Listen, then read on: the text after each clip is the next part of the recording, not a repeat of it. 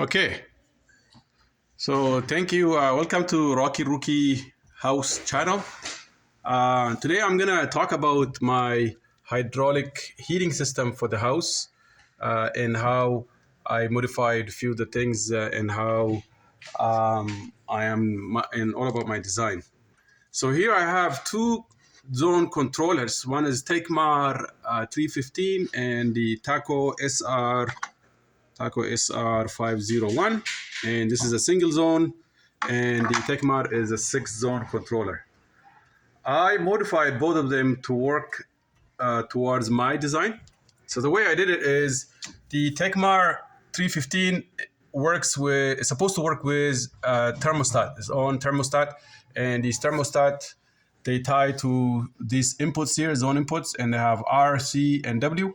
There's 24-volt hot always on R, and whenever the thermostat is calling for demanding heat or cooling, whatever it is, it transfers the 24-volt from R onto W and connects C and W together, which sends 24-volt to each individual zones. You can see hence this LED comes on and 24-volt will come on. That's the normal design. In my design, I ignored the thermostat. I directly sent 24 volts to the C and W, ignoring the R. There's nothing to R. And there's always, so whenever my fan coil is upstairs, so I have 6 fan coils upstairs. Each of them, whenever they're calling for heat or cooling, they'll send 24 volt to this control center, and the 24 volts will come out through here through switching. 24 volt will come out, and that will send to individual zone valves, right? So these individual zone valves, where you will hear them go, will open up, and fluid will run through the fan coils upstairs, and heat will be transferred. So fan coils just work the way your radiators work in your car. So we just call it radiator, really. Now, the other controller is a single zone, which controls the first floor, right? So I have about 11 loops on this first floor. Originally, my design was this first floor to have 6 zones. I decided I just want to treat this first floor as a single zone. Hence, what this means is that a single zone, this one will control it. So both of them, while they're turning the valves and allowing fluids to flow, at the same time, a main group pump has to come on, right? So these two have to work in parallel because it has to be an OR logic. So as opposed to AND gate and OR gate, this is if those of you who understand electronics. So an OR logic is a parallel connection as opposed to series, which is AND logic. So with the OR logic, it will at any of these zones are on, they will send this is essentially this entire thing is a relay. So relay will close and allows 120 volts to be sent to the pump. Pump requires 120 volts. It will come out from, there's a circuit that comes out from these panels, which I also able to complete somewhat. So now I connect them in parallel into that junction box. So that's 120 volt live line electric power. Okay. So the other thing also, this Tecmar requires 24 volt input for power. Otherwise, the zone valve, the group valve will not work, or end switch. So I don't have the 24 volt Tecmar transformer, so I fed the 24 volt right out of this, and it was able to run both systems, I guess. It's designed to provide much more current, so it's working. So that's another modification that I did. Okay, and I'll talk about a future modification I would do to control the first floor. But I want to talk about the group pump that I have over there. So that group pump provides fluid, hot water, takes it out of the tank and sends it to each zones, right? Originally, there was a person that I worked with, helped me with the design of this system. On that design, I have it in drawings of CAD drawing. He had this pump pulling liquid from the top of the tank, which after a year I learned, like it was last year, it was not working well. My heating system had too many problems starting last year. Air in the system, the pump screaming, all that stuff. I finally was able to figure out why that happened as I'm troubleshooting this and experimenting, trying to fix a few things, reading, researching, all that. So I learned that when you are pulling, it's always better to pull it liquid from the bottom of the tank. That way, if you pull in the bottom, if you're pulling from the top of the tank, you could have possibly air because the fluid may not get up to there. I mean, you can have fluid loss through evaporation, whatever, because it's venting in the system. It will let some air out. So it could be sucking air in if you're pumping from the top. Also, when the return happens, if it's going to the bottom, now it's pushing down, pushing up through all this liquid, right? The air and the liquid is bubbling through here, and I hear it. And that's what gave me a clue. So I read about it, and now I am pumping from the bottom.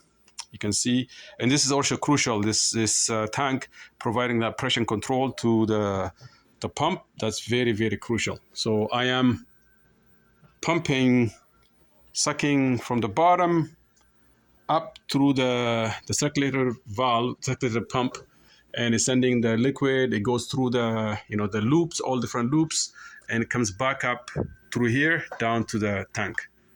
So that's much better. Another thing is, if you have air in the system, air is the enemy of any hydraulic, especially closed loop system. So if you have air in the system will barely work. So I make sure I have air eliminator there. Okay, now I barely hear any noise. I mean, this pump is running really, really quiet right now. I mean, if it's making noise through the phone, the camera, I'm using phone, I'm videotaping, but right now it's barely making any noise as opposed to before it was screaming. Now, no air in the system, and I don't hear any air in the pipes. It's just amazing. Okay, so I fixed that problem. So this is a problem that I had since last year. Last winter it was cold here. I can barely keep it at 65 when it was 65 Fahrenheit, when it was minus 15 outside. It was tough. It worked no problem up to -5. I mean, okay. So right now, what I'm using is a thermostat for the first floor. And the thermostat, you can see my heating system is working amazingly because it met the demand that's called for. And I can see some of my zone valves turning off because they got all the temperature they need.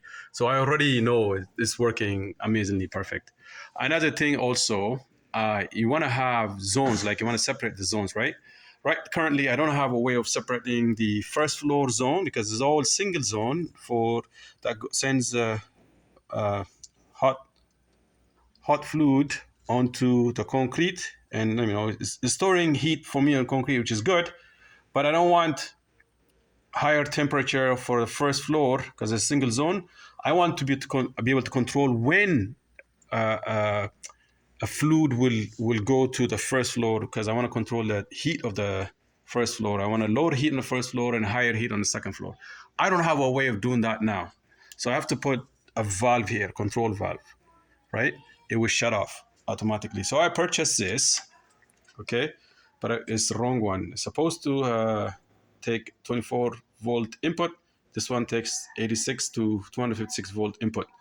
So it's the wrong one. I have to get the right one for 24 volt AC. And when that comes, I'm going to put it here. And what happens is that I also found out that this, like originally talked about, it outputs 24 volt. The R will always have 24 volt in it.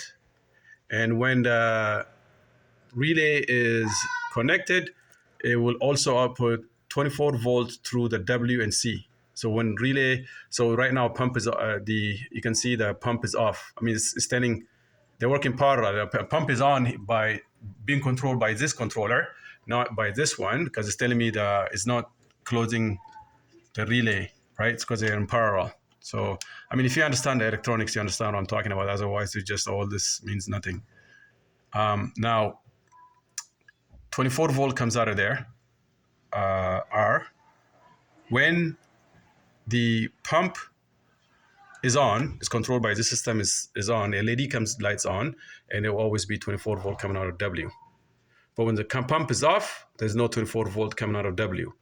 That means that I can control through that output, I can control the zone valve. So it will come on, the valve will open up when this system is calling for heat. It will open up and it will send the fluid to it. Otherwise, it will always stay closed, meaning no fluid would go to the concrete when the demand of first floor is met, right? So I don't want fluids to flow here while there's no demand for first floor, because it would increase the temperature beyond what I wanted, and while sending it to upstairs. So the way I'm trying to do this is by lowering the flow rate right now, making really low flow rate, so less fluid to go there. Otherwise, I don't have a way of controlling fluid not going there when it doesn't need to. When there's temperature is met, it doesn't need flow to go through there. So I need to control that. So that's another fix I have to do. The other fix that I have to work on, this is all for my heating system, is that boiler there, right? So if any of you guys watch my videos, I talk about a few things. I'm not great on videotaping, but I try my best because I'm a very busy guy. So I have that 18 kilowatt electric boiler that I replaced. It used to be 11 kilowatts, and now this one provides more heat. Now that system, I'm gonna make a video on it. I cannot do it now because it's winter. It's cold. If I have to shut the system down and open it up, it's gonna be cold. I don't want to be working in the cold. But I mean, I don't want, I don't have to. I heat. I don't want to be freezing while I'm explaining this thing. But right now, I have a heat pump outside which provides heat. When I set it so that when it would work up to minus 5 Celsius. When outside temperature is up to minus 5 Celsius. Otherwise, it's not efficient. So I manually shut down the heat pump from outside, and then manually turn on the boiler. So the boiler provides heat. I provide more energy. Now, I want to be able to do that. My kids making noise. I want to be able to do that through a relay, right? And I don't have that relay now, but I'm gonna get a relay, and there will be a voltage sent, or a closes a switch through end switch whenever the pump is off outside, so that this can come on and vice versa. Okay, so that's my next project. It should not take me too long, but that's the next thing to improve the system. The other thing is now you cannot see outside. I wish it was daylight, but I have a heat source, evacuated tube heat source, and that one I have the pipes wrapped in, and it has to tie to a pump, right? Circulating pump, and then pump the heat from outside. So I have to complete that system, and now I have 3 heat sources. They have to work with each other. One of them have to come on, and that has to be through relay. And now I need another valve, zone valve also to control that, but I will talk about that in the future.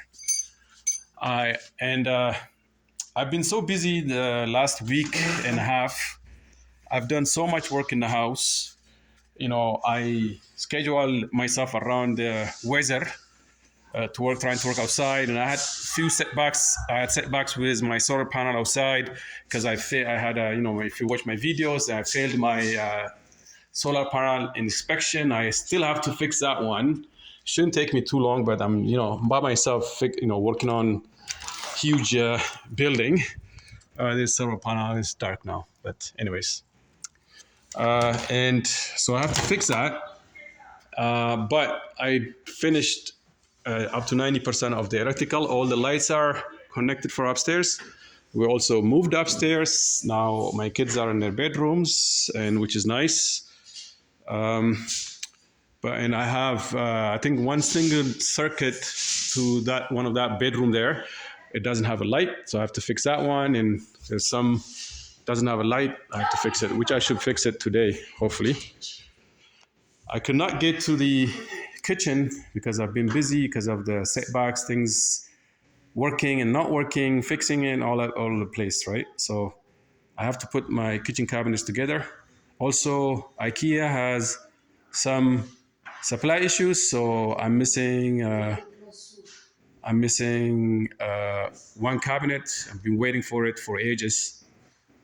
Once that cabinet comes, I can put this kitchen together. Also, IKEA cabinets in each of the bedroom, but you can see it's looking more and more every day like a home. I have this system here, the fan coils that I talked about, upstairs. They're all connected. Hopefully, I think this is one of the only one that's not coming on immediately, but hopefully it will work. But the rest, I have 6 of them, 4 out of 6 work no problem.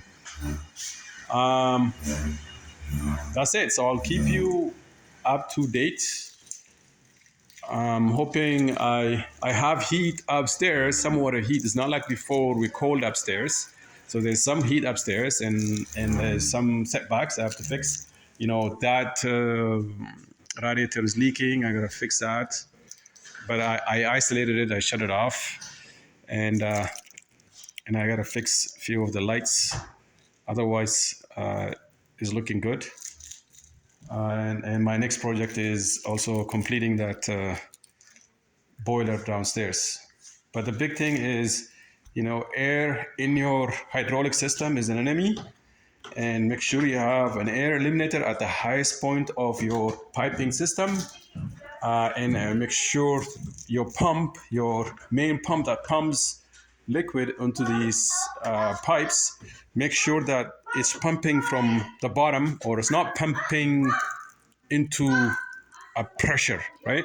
Because my electronics knowledge is applying a lot on this, because you have voltage always goes from low voltage to low potential to high potential. I mean, the fluid system also works the same thing.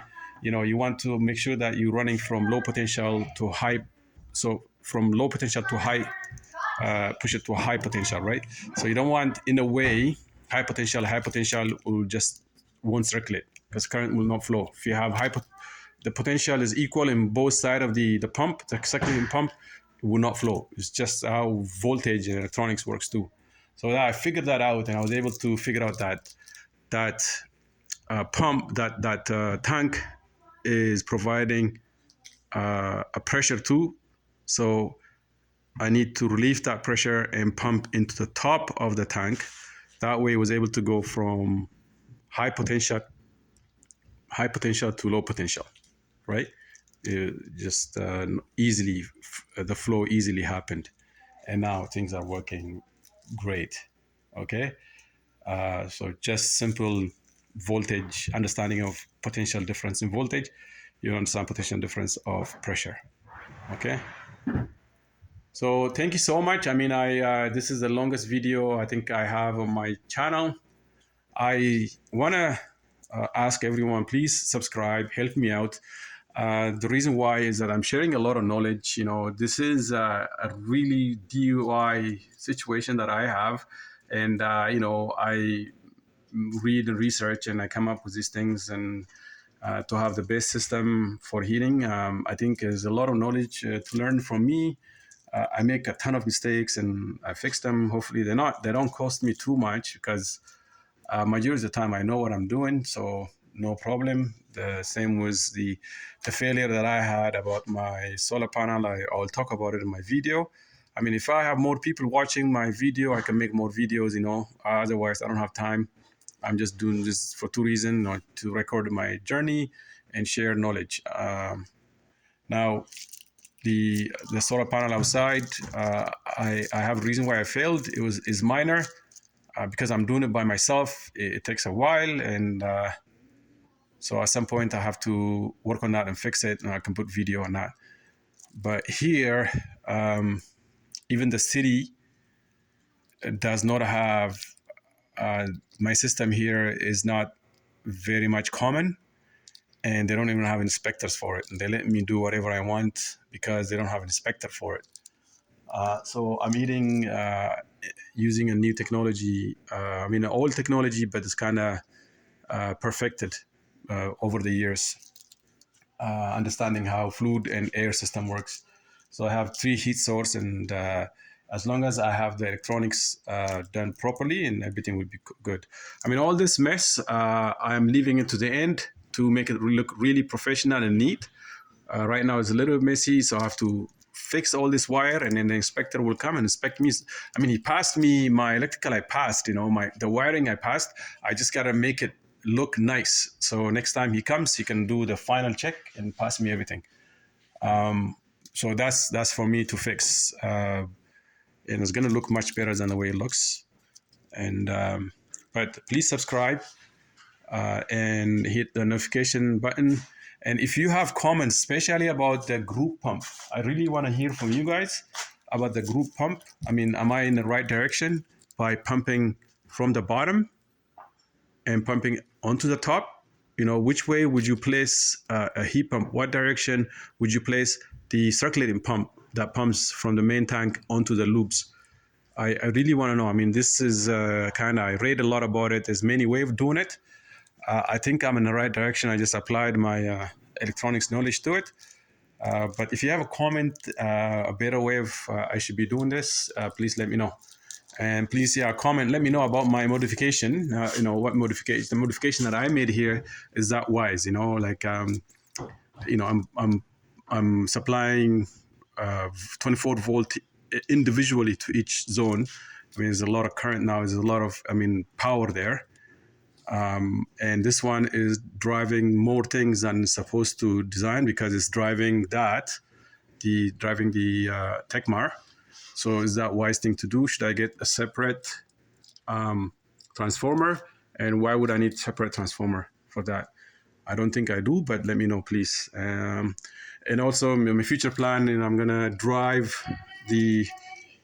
this valve through this Tekmar. It's not designed to do that. I'm taking a voltage out of there and using it to drive.